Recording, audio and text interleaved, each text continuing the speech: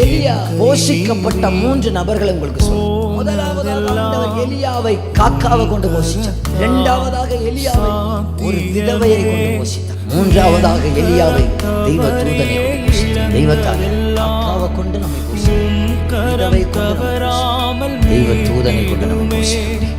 தேவைகளை அந்தன்றைக்கு என்ன என்பதை அறிந்த நல்ல ஒரு ஆண்டவராக இருக்கிறார். இயேசுவின் நாமத்தில் இந்த மாதத்தில் ஒளித்திருந்து ஜெபிக்கிறவர்களுக்கும் மறைவாக ஜெபிக்கிறவர்களுக்கும் ஜெபிக்காதவர்களுக்கு நீங்கள் வித்தியாசத்தை பார்ப்பீங்க. மறைவாக இருந்த ஜெபிக்கிற காரியத்துக்கு வெளியரங்கமான பதிலை கர்த்தர் கொண்டு வர வல்லமை உடையவராக இருக்கிறார்.